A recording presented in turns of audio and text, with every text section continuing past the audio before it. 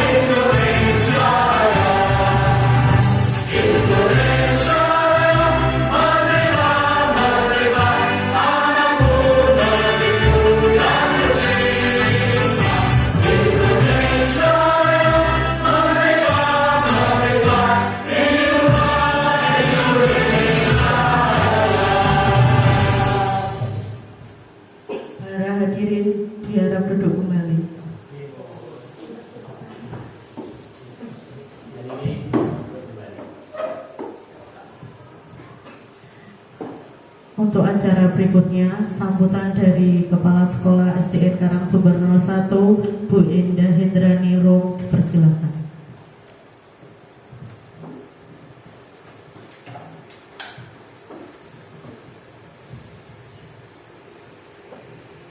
Terima kasih atas waktu yang diberikan kepada saya. Assalamualaikum warahmatullahi wabarakatuh. Yang saya hormati Bapak Ibu Guru SD Negeri Karangsumber 1. Yang saya hormati Bapak Ibu tamu undangan.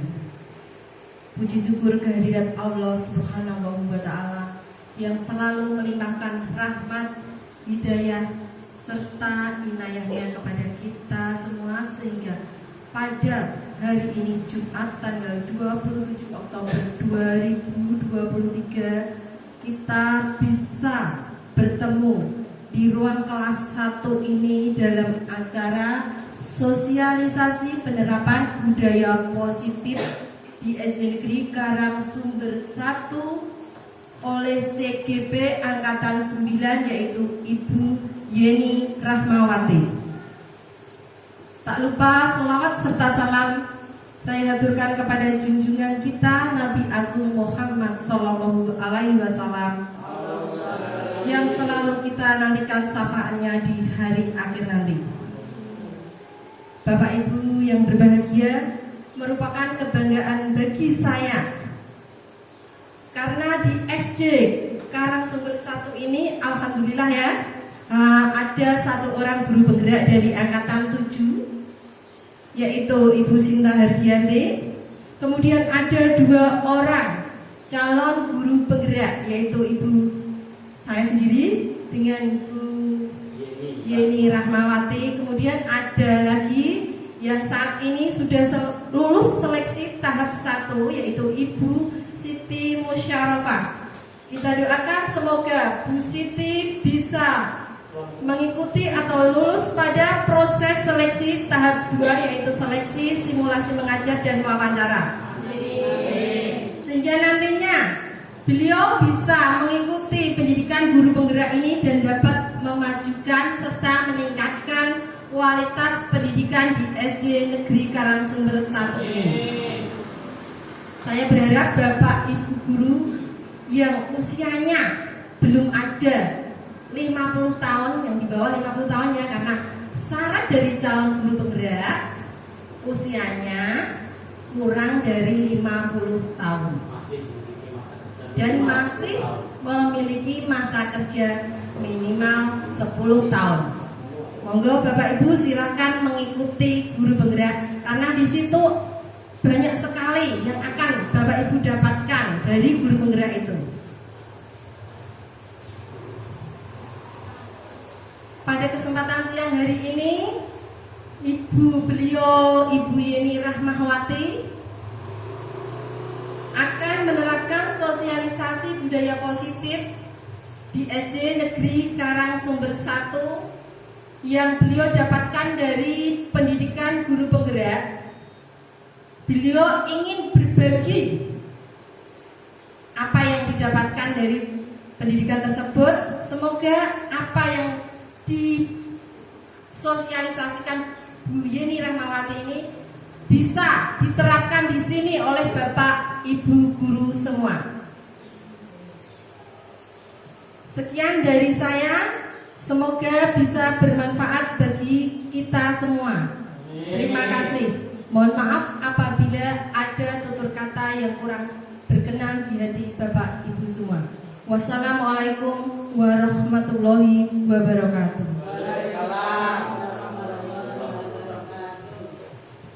Terima kasih sambutan dari Ibu Kepala Sekolah. Selanjutnya penyampaian materi oleh Ibu Yeni Rahmawati dipersilakan.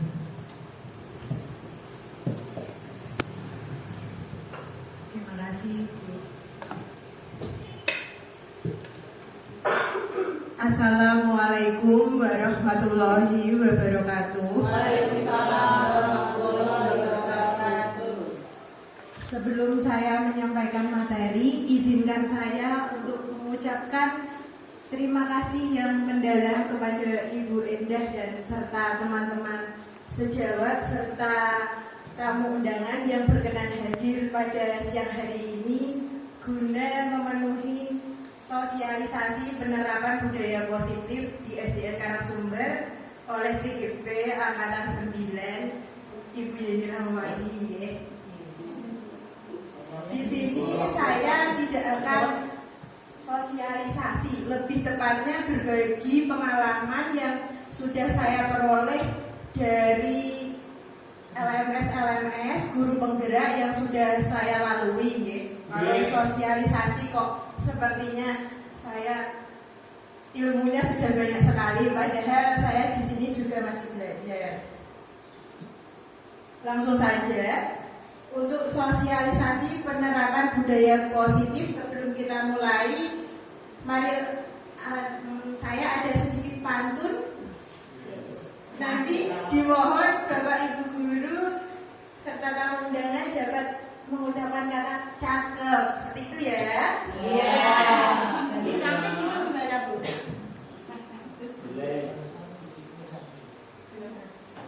Nah, yuk mari berpantun.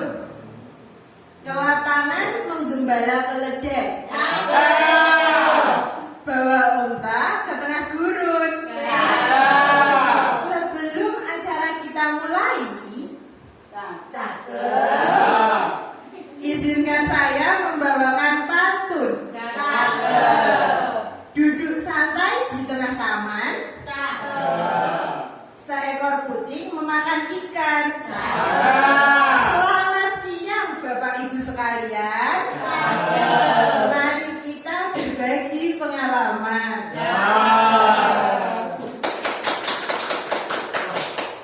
Nah, sesuai dengan tema kita pada siang hari ini, penerapan budaya positif. Kita mulai terlebih dahulu dari budaya positif. Apa sih budaya positif itu? Nah, menurut pengalaman yang sudah saya baca dan saya ikuti kemarin waktu LMS yang modul 1 itu, budaya positif itu ialah pembiasaan hal yang baik mencangkup sikap atau perilaku maupun tutur kata oleh seluruh warga di sekolah. Nah, upaya penerapan budaya positif itu di sekolah harus berpihak pada murid, diawali dengan membentuk lingkungan kelas yang mendukung terciptanya budaya positif, yaitu dengan menyusun kesepakatan kelas. Nah, pertama-tama budaya positif di sekolah itu bisa dimulai dari kelas kita masing-masing. Contohnya membuat kesepakatan kelas seperti itu, nggih Bapak Ibu. Lanjut, untuk menerapkan dan membangun budaya positif di sekolah agar terwujud itu, kita tidak hanya sebagai wali kelas saja, tapi kita butuh kolaborasi dari berbagai anggota atau warga sekolah, seperti contohnya Bapak Ibu guru serta rekan sejawat yang lain. Seperti Bapak Ibu guru, ada guru agama, guru olahraga. Nah, tidak bisa jalan sendiri. Orang tua murid juga perlu dilibatkan dalam membangun budaya positif di sekolah. Jadi tidak bisa dilaksanakan satu pihak. Misalnya saja seperti saya sebagai wali kelas 4, nah saya hanya tidak meminta pertolongan atau meminta kerjasama dari rekan-rekan yang lain. Itu tidak bisa, harus dilakukan guyub rukun, saling berkolaborasi dengan teman-teman yang lain dan tentunya dengan orang tua atau wali murid, nggih. Selanjutnya, konsep-konsep budaya positif. Nah, konsep-konsep budaya positif yang pertama itu ada perubahan paradigma belajar. Yang kedua, konsep disiplin positif dan motivasi. Yang ketiga, kebutuhan dasar. Yang keempat, 5 posisi kontrol. Jangan sampai kepleset gitu Bapak Ibu. Yang kelima, keyakinan kelas. Yang keenam, segitiga restitusi. Lanjutnya, yang pertama tadi ada perubahan paradigma stimulus respon. Nah, untuk perubahan paradigma stimulus respon ini, untuk membangun budaya positif di sekolah perlu menyediakan lingkungan yang aman, nyaman, agar murid-murid mampu berpikir dan bertindak dan mencipta dengan merdeka, mandiri, serta bertanggung jawab. Nah, untuk menciptakan budaya positif di sekolah itu kita harus menciptakan terlebih dahulu lingkungan sekolah yang aman, nyaman, dan murid-murid itu bisa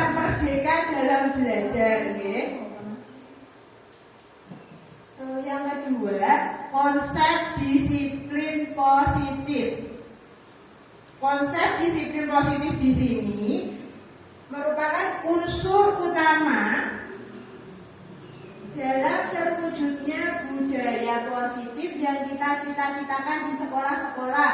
Mereka berpendapat bahwa kalau saja anak-anak bisa disiplin, pasti mereka akan bisa belajar.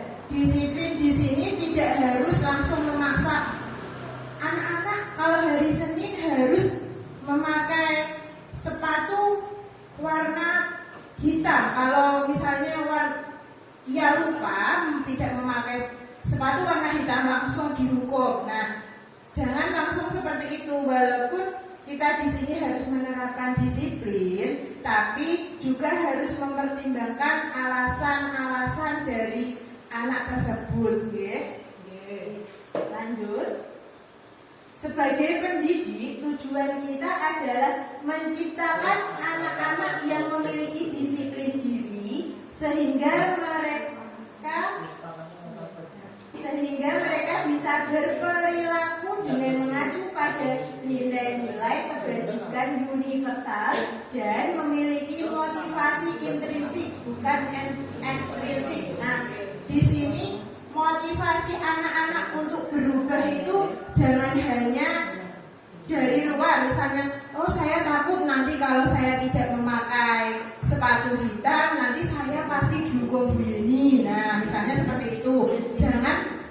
Jangan seolah-olah kita itu menakut-nakuti anak. Kita harus membangun rasa nyaman anak-anak saat di sekolah. Seperti itu. Jadi nanti tujuan dari profil pelajar Pancasila dapat terlaksana dengan baik. Selanjutnya, kebutuhan dasar manusia.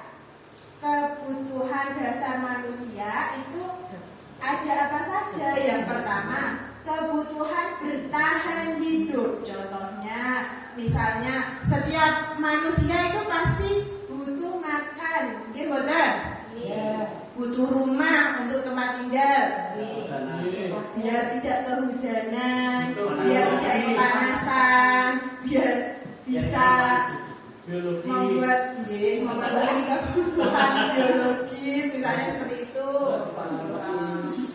Yang kedua, ada kasih sayang dan rasa diterima. Nah, anak-anak itu kita sebagai manusia, khususnya anak-anak itu juga membutuhkan kasih sayang dan rasa diterima.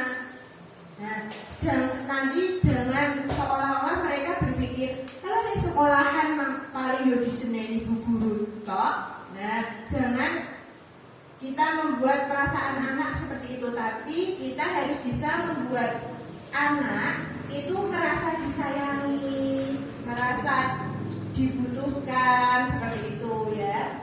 Yang ketiga, ada penguasaan atau kebutuhan pengakuan atas kemampuan. Nah, terkadang itu ada anak yang rame sendiri atau berlari ke sana ke situ dari sudut ruang kelas seperti itu ya, untuk mencari perhatian dan untuk mencari perhatian dari gurunya supaya dia itu merasa diperhatikan seperti itu. Dia itu butuh perhatian dari kita, merasa diakui bahwa dia itu berada di kelas itu sebagai peserta didik yang aktif seperti itu.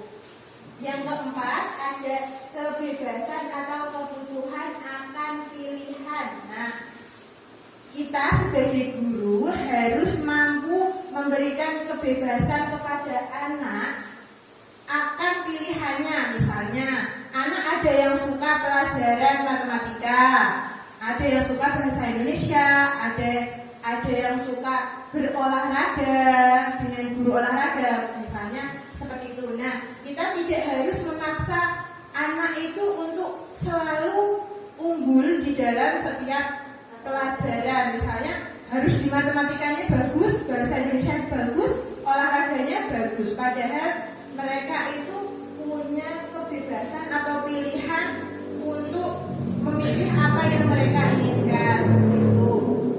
Selanjutnya yang kelima, kesenangan atau kebutuhan untuk merasa senang. Nah,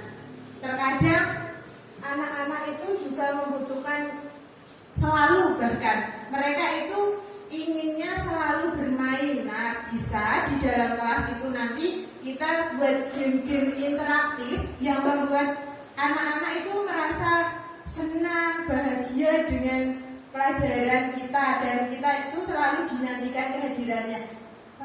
Mana ya Bu Siti kok gak rawuh-rawuh? Misalnya seperti itu. Mana ya Bu Sita kok boten rawuh-rawuh ini? Padahal setiap hari itu ada sesuatu yang Bu Guru bawa loh. Nah, seperti itu.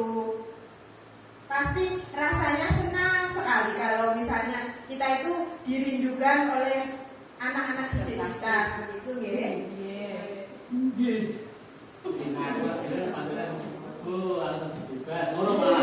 Terkadang Pak Doyo kok gak tahu ya. Teman. Oh, Pak Doyo ada halangan minum obat misalnya seperti itu. Reksa, ya. Nah, lanjut. Nah, yang selanjutnya yang kelima ada 5 posisi kontrol. 5 posisi kontrol di sini ada guru itu sebagai penghukum. Di sini guru itu langsung melakukan kekerasan fisik atau verbal. Misalnya langsung diunen-uneni atau diucapi, bocah kok bodoh nih ngono cah. Nah, seperti itu. Mulai sekarang jangan seperti itu nggih. Kalau bisa kata-katanya diperhalus atau ya tidak usah menggunakan posisi penghukum ini. Yang selanjutnya ada membuat rasa bersalah. Nah, pada posisi ini guru sering bersuara lembut dan siswa merasa tidak nyaman dan rendah diri. Misalnya, tadi kamu bolos ya. Nah, seperti itu. Kok kamu bolos itu kenapa? Misalnya ditanya dengan lemah lembut seperti itu, ya.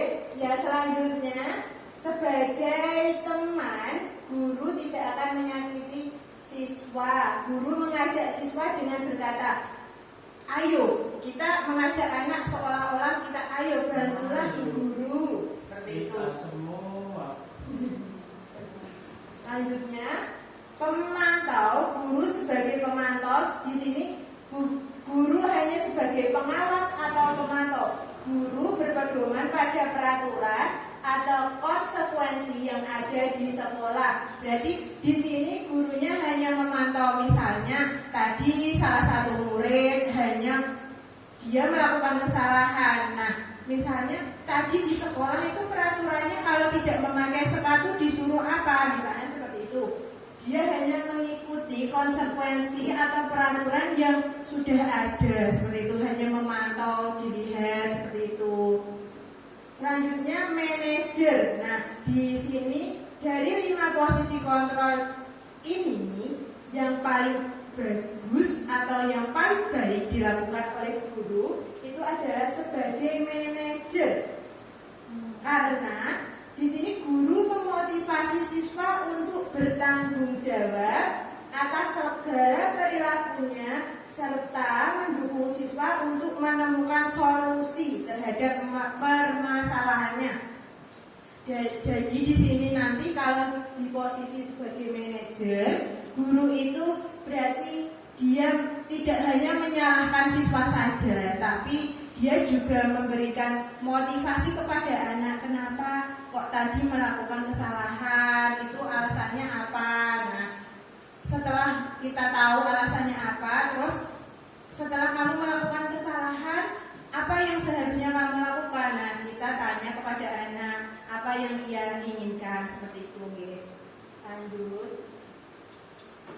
Nah, ini tadi 5 posisi kontrol. Nah, misalnya guru, ini motivasinya guru berbuat, penghukum, langsung dihadik, disindir. Kalau membuat rasa bersalah, berceramah, diceramai dulu yang panjang dan lebar seperti itu. Kalau sebagai teman, membuatkan alasan-alasan untuk muridnya. Kalau sebagai pemantau, menghitung dan diukur. Kalau manajer mengajukan pertanyaan. Lanjut. sedikit ice breaking sebelum kita lanjutkan ke materi selanjutnya. Dimohon Bapak Ibu dapat berdiri untuk sejenak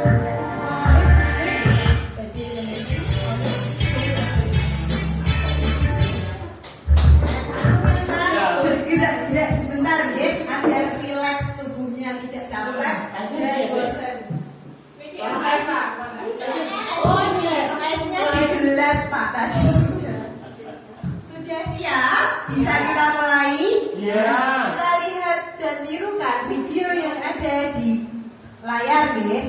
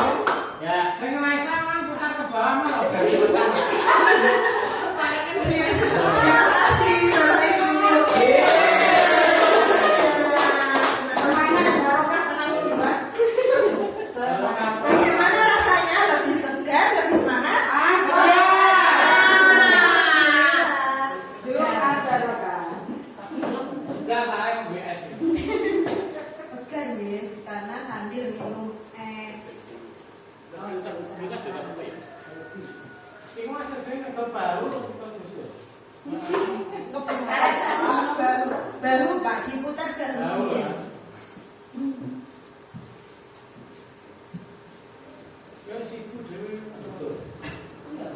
Nah, selanjutnya tadi kita sudah melakukan sedikit ice breaking untuk menggerak-gerakkan anggota tubuh agar lebih rileks ya.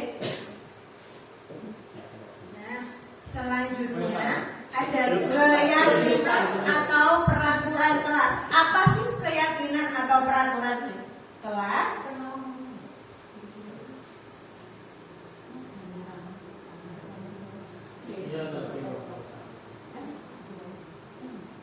Bentar nggih.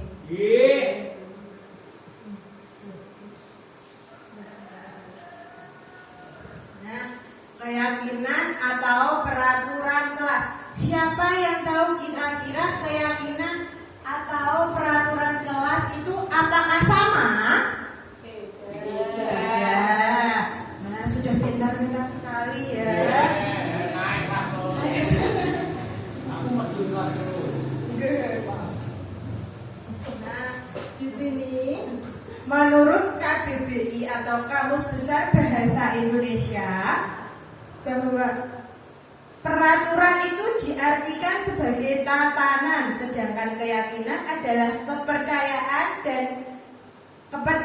dan sebagainya yang sungguh-sungguh atau bisa kepastian dan ketentuan. Nah, definisi dari keduanya memiliki perbedaan dari penentu pembuatnya.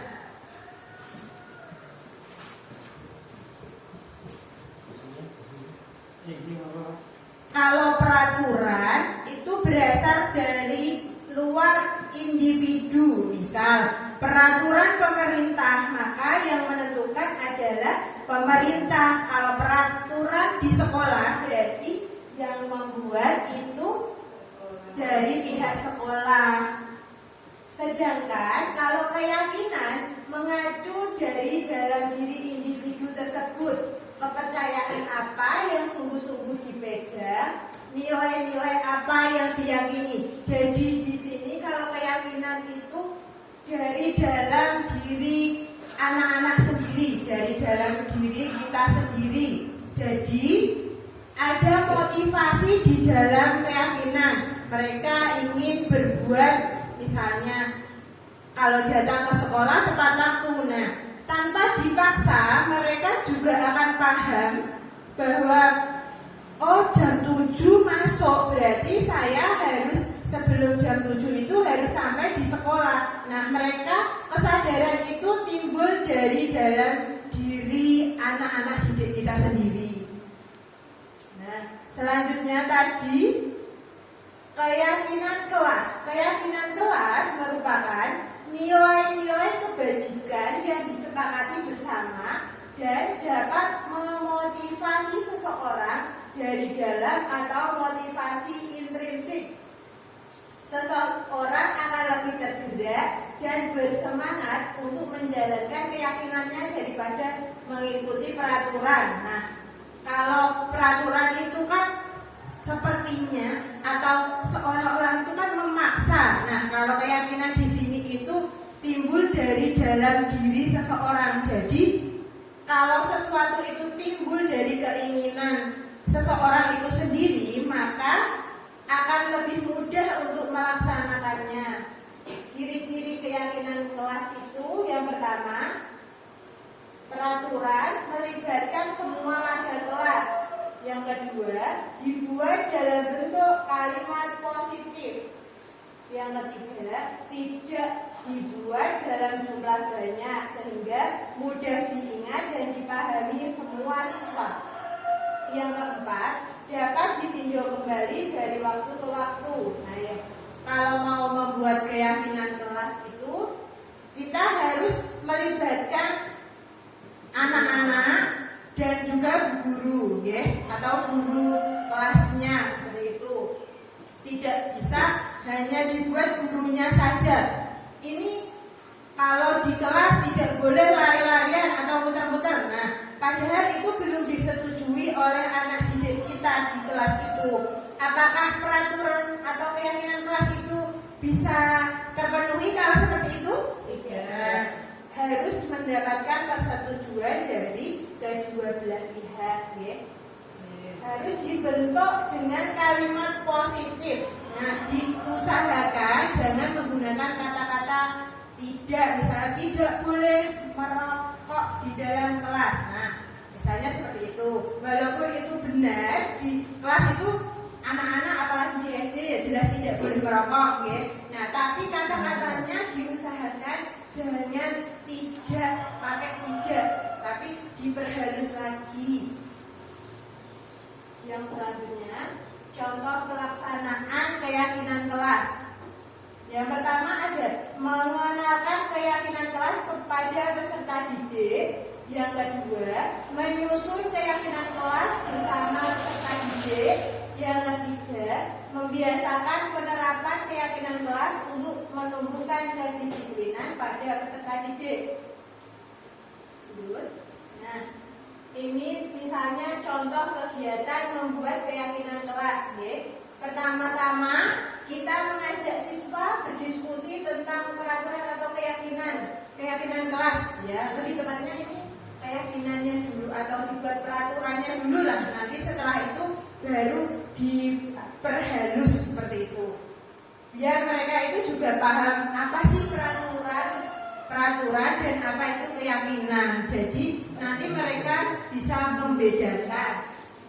Selanjutnya setelah berdiskusi tentang peraturan, baru merumuskan peraturan yang sudah disepakati bersama-sama tadi itu kemudian dirumuskan menjadi sebuah keyakinan. Nah, mereka bisa menggunakan kertas kecil-kecil post-it itu loh yang warna-warni. Nah, pastikan anak-anak kalau diparingi atau dikasih kertas warna-warni itu pasti mereka senang sekali mendapatkan hal baru seperti wah apa itu Bu Guru, kertas post-it nanti bisa ditempel, nah seperti itu. Jadi kan mereka tertarik untuk membuatnya. Yang selanjutnya itu, nah setelah tadi merumuskan peraturan menjadi keyakinan, kita bisa mengajak siswa untuk menempel keyakinan kelas yang sudah dirumuskan tadi di kertas asturo atau misalnya kalau sekarang ya di kertas-kertas kecil baru nanti dibuat lewat Canva atau seperti itu agar lebih menarik ya. Tapi kalau misalnya mau memakai kertas asturo seperti ini yang warna-warni yang biasanya ditempel di dinding itu loh Ibu, Bapak. Nah seperti itu. Nanti dari kertas itu bisa ditempeli tentang keyakinan kelas yang sudah dirumuskan. Nah, yang ketujuh ada segitiga restitusi. Segitiga restitusi itu apa sih? Nah, segitiga restitusi itu adalah proses menciptakan kondisi menuntun bagi murid untuk memperbaiki kesalahan yang mereka lakukan. Dengan penerapan segitiga restitusi, diharapkan nanti anak didik kita dapat meningkatkan motivasi untuk lebih baik sepanjang hidupnya. Nah, ini ada segitiga contoh bentuk segitiga restitusi.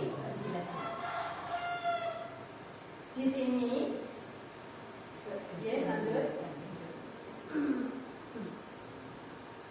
Nah, tahapan segitiga restitusi. Yang pertama ada menstabilkan identitas. Maksud dari menstabilkan identitasnya di sini itu, nah, misalnya seperti ini, merubah orang yang merasa gagal karena berbuat yang salah menjadi orang yang sukses, mampu meyakinkan mereka atau siswa menenangkan dan mencari solusi permasalahannya. Nah, dari menstabilkan identitas ini, siswa itu ditanyai dulu. Misalnya, oh kamu pernah melakukan kesalahan seperti itu. Kita mampu meyakinkan mereka dan menenangkan mereka tentang masalah yang sudah dihadapi. Seperti itu. Untuk yang kedua, itu tahapan segitiga restitusi. Yang kedua ada memvalidasi tindakan yang salah.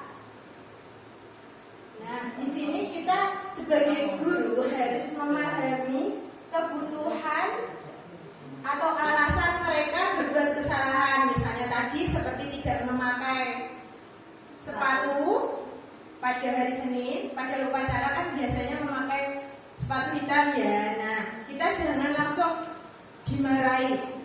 Loh, Cak, kue dino Senin kok orang yang ke baju sepatu, mohon maaf, sepatu hitam seperti itu ya. Tapi ditanya dulu alasannya kenapa kok tadi itu memakai sepatu warnanya yang lain selain hitam. Misalnya itu kehujanan atau lupa dientas dari pemenan deh Ibu B atau diambil itu. Nah, jadi kehujanan basah gitu. Kita tanyai dulu anaknya. Yang ketiga, menanyakan keyakinan. Nah, tadi kan sebelumnya sudah kita ajak untuk membuat keyakinan kelas. Nah, di sini nanti kita sudah sebagai guru tinggal menanyakan, ayo kira-kira keyakinan kelas apa yang sudah tadi kamu langgar seperti itu. Nah ini ada contoh kasusnya, ini tidak sebenarnya terjadi nggih Bapak Ibu, tapi ini itu contoh nggih, contoh kasusnya kemarin saya buat itu. Nah ini bentar saya coba putar kan. Nah ini ya, sebentar ini kasusnya. Sampai sini sudah paham?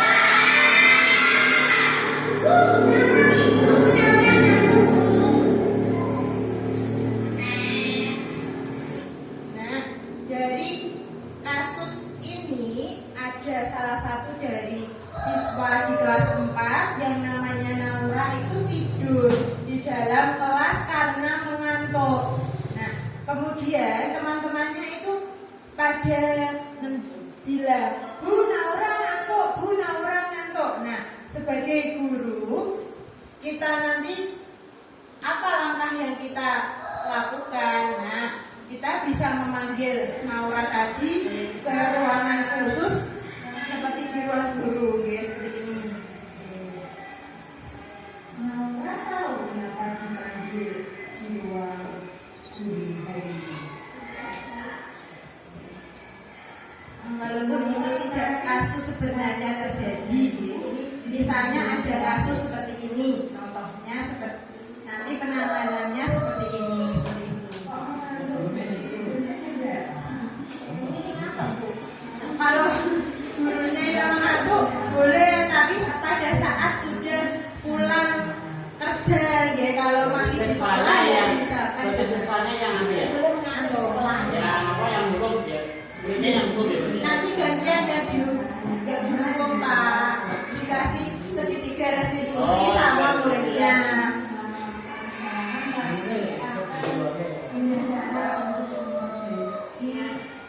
Kita tanyain dulu atau kita tanyakan alasannya.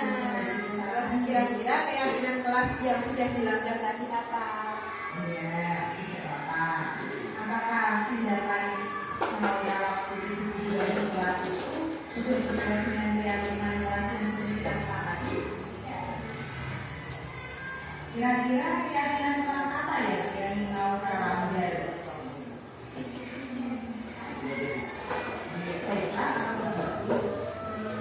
Ibu akan menghargai usahamu, tapi apa yang akan kamu lakukan untuk memperbaiki keyakinan kelas yang kita tanyakan kepada anak yang melakukan kesalahan tadi, solusi dari permasalahan yang sudah ia buat tadi itu seperti apa? Naura janji ya. Terima kasih. Sekarang Naura boleh kembali ke dalam kelas lagi ya. Sama-sama. Nah, itu tadi. Kemudian kita berikan, kita tanya perasaan anak setelah kita menyanyi kasusnya dengan segitiga restitusi. Saya merasa senang karena tadi ketika saya mengambil di kelas, saya tidak dihukum dan tidak dimarahi guru. Saya tadi diajari untuk memperbaiki kesalahan saya. Terima kasih.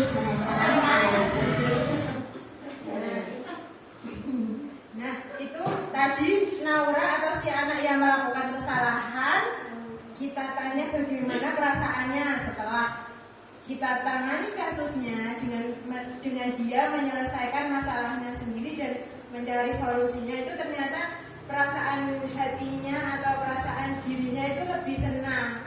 Tadi seperti contohnya kalau tahapan segitiga restitusi yang validasi tindakan itu, kita tanya dulu sebagai guru, kamu tentunya punya alasan untuk melakukan itu. Nah seperti itu. Nah terus dijawab, kalimat percakapannya ada di sampingnya nih. Naura, kenapa kamu tidur-tiduran di kelas saat saya menjelaskan materi? Nah kita tanya dulu. Ya, tidur, tidak tidur-tiduran ya. Tidur sendiri soalnya. Kemudian Naura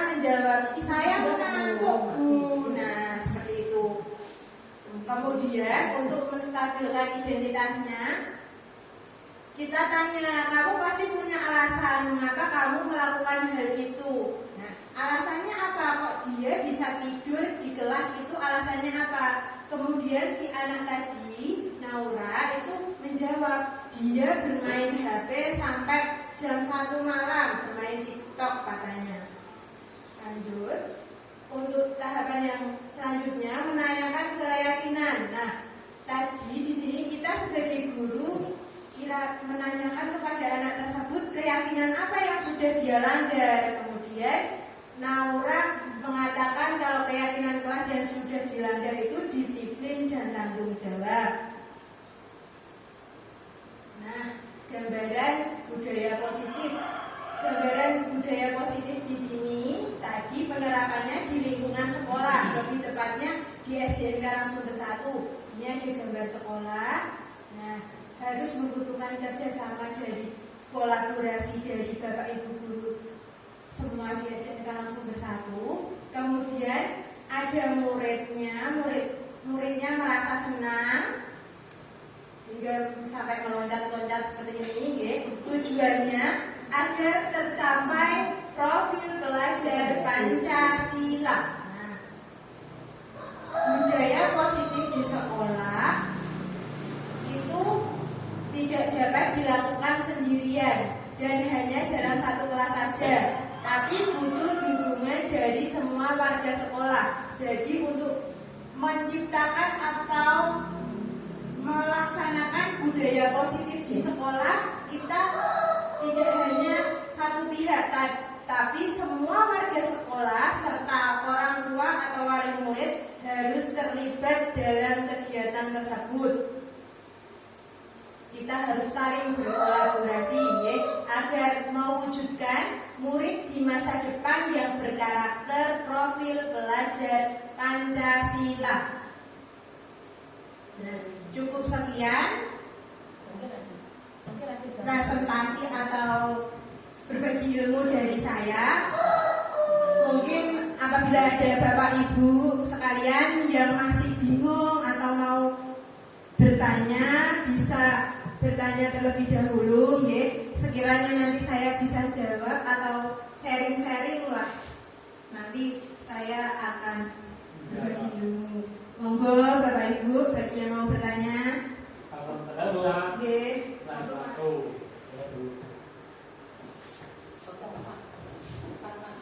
Terima kasih. Assalamualaikum warahmatullahi wabarakatuh.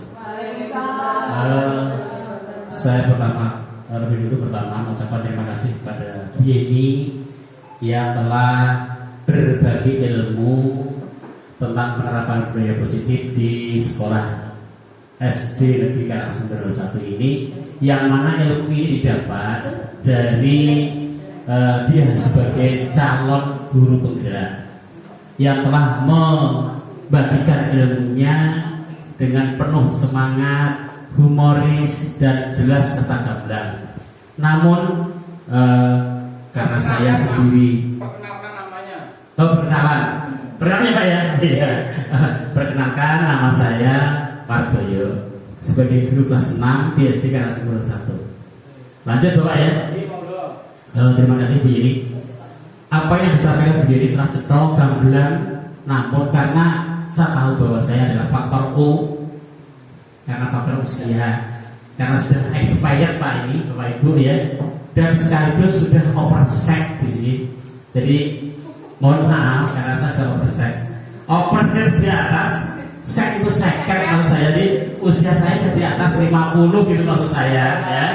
Sehingga apa yang disampaikan Bu Yeni walaupun sudah cetol, terwolok, gamblang, penuh humoris dan begitu enak didengar, tadi karena faktor U masih ada beberapa hal yang perlu tanyakan ya.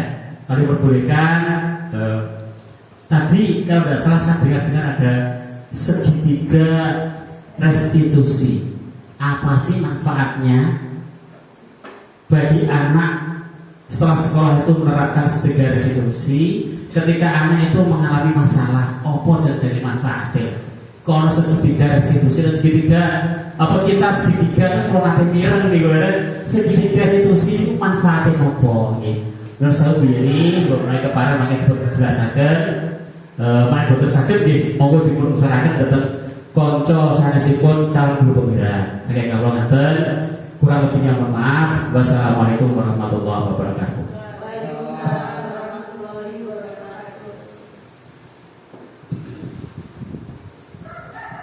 Ini langsung saya tanggapi atau ada Bapak Ibu guru yang lain atau tamu undangan yang mau bertanya? Langsung mawon, nggih.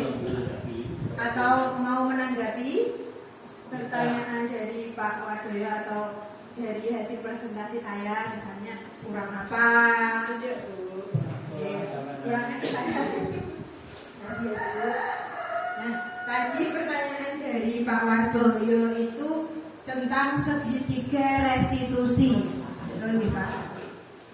Oke, manfaatnya apa bagi siswa setelah yang mengalami masalah setelah menggunakan penerapan segitiga restitusi. Nah, manfaat bagi peserta didik yang mengalami kasus tertentu kemudian kita tangani dengan segitiga restitusi itu yang pertama, murid menjadi lebih memiliki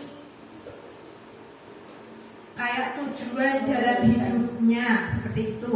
Lebih merasa dihargai karena tidak di depan umum langsung kita tanyakan kesalahannya apa. Kita ajak ke misalnya ruang guru atau kantor kepala sekolah seperti itu, di ruang BP kalau di SMP dan di SMA, kalau di SD itu kan untuk ruang BK-nya sendiri kan belum ada. Jadi di sekiranya ruang-ruang yang bisa digunakan lah, tapi untuk hal positif ya tentunya untuk mengatasi tadi masalah segitiga restitusi tadi. Jadi nanti setelah kita panggil anak tersebut atau anak yang melakukan kesalahan, kemudian kita tanyakan secara langsung kepada dia, nanti itu kan mereka jadi merasa lebih dihargai, tidak langsung serta-merta kok saya yang disalahkan. Nah, nanti kedua-duanya yang mengalami permasalahan itu kita panggil bersama-sama. Seperti itu nanti kita tanyakan. Nanti kan dia juga ada perasaan, oh berarti orang aku dewe sing diseneni. Bu guru perhatian sama saya karena saya ditanya salah saya apa, seperti itu. Jadi ada rasa dihargai dalam diri anak. Terus kemudian dia juga ada perasaan, wah nanti kalau saya dipanggil lagi, kalau saya membuat masalah, nanti saya dipanggil lagi di ruang kepala sekolah, seperti itu. Nah, ada terus yang selanjutnya, yang ketiga itu memulihkan dirinya dari berbuat salah. Tadi kan setelah dia memiliki atau melakukan kesalahan, tadi kalau kita dekati secara langsung di suatu tempat itu kan dia tidak malu dilihat teman-temannya. Jadi ada perasaan kayak, oh walaupun saya berbuat salah, saya tidak langsung dipermalukan ya, atau dimarahi di depan teman-teman, seperti itu. Seperti itu Pak. Mungkin ada tanggapan atau yang lain, pendapat yang lain dari Bapak Ibu guru atau tamu undangan bisa menambahi. Bagaimana Bapak? Terima kasih Bu Yeni yang telah menjelaskan. Kalau boleh saya simpulkan dari pemaparan dan penjelasan Bu Yeni tadi, intinya dengan sekolah ini menerapkan segitiga restitusi, ini dikandung masuk anak itu tidak merasa terkucilkan dari teman-temannya atau tidak dimalukan dari teman-temannya. Kalau ada masalah bagi anak itu, berarti anak itu dipanggil secara individu, ditanya akar permasalahannya apa, sehingga anak tidak merasa malu dengan teman-temannya. Begitu Bu Yeni ya? Ya, terima kasih apa yang disampaikan Bu Yeni. Sekali lagi terima kasih. Dengan demikian kami bertambah jelas dan mungkin insya Allah sekolah kami juga akan menerapkan segitiga restitusi dalam mengatasi berbagai masalah di sekolah kami ini. Sekian. Terima kasih Pak Wardoyo. Bagaimana Bapak Ibu? apakah masih ada yang mengganjal atau masih tanda tanya di hati dan pikiran Bapak Ibu sekalian? Cukup. Nah, kalau cukup, demikian tadi presentasi penerapan budaya positif atau berbagi ilmu budaya positif yang saya peroleh dari pendidikan guru penggerak. Apabila ada perkataan atau perbuatan yang salah yang saya ucapkan, saya mohon maaf yang sebesar-besarnya. Terima kasih. Wassalamualaikum warahmatullahi wabarakatuh. Saya kembalikan kepada moderator. Demikianlah diseminasi budaya positif dari Bu Yeni. Semoga apa yang disampaikan oleh beliau dapat benar-benar diterapkan di sekolah kami. Untuk acara selanjutnya doa. Dipersilakan untuk Bu Sri Surani.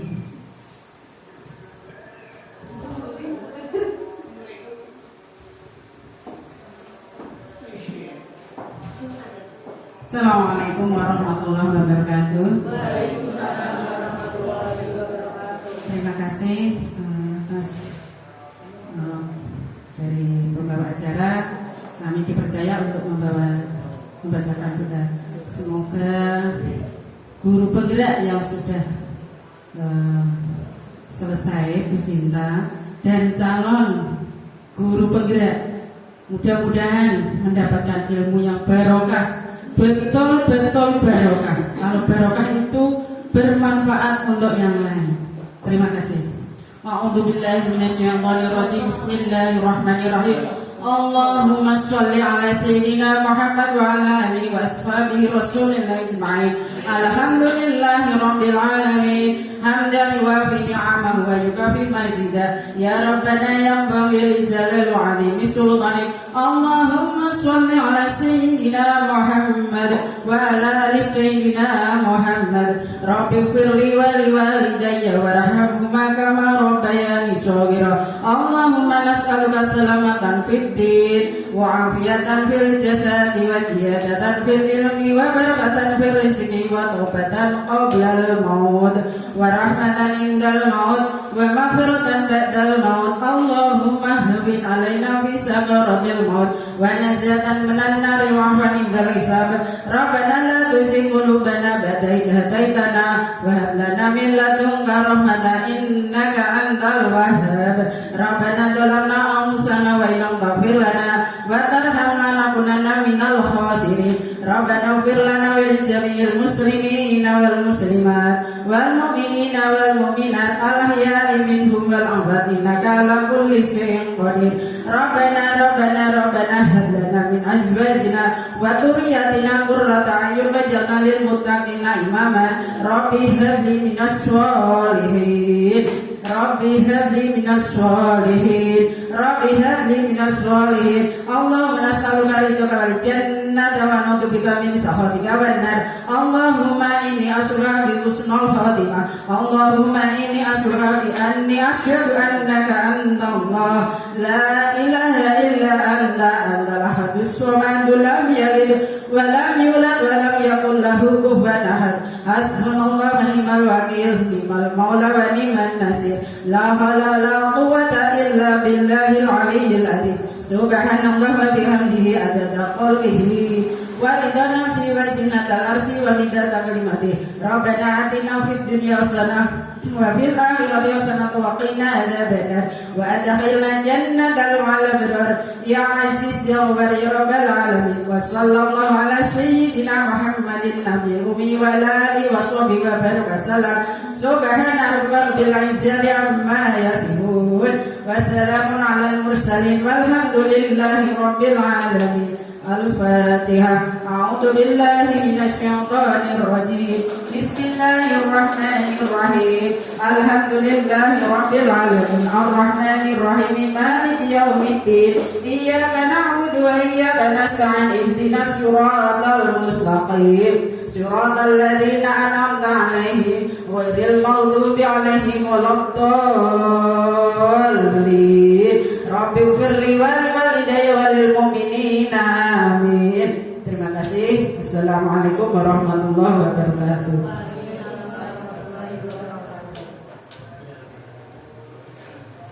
Acara selanjutnya penutup.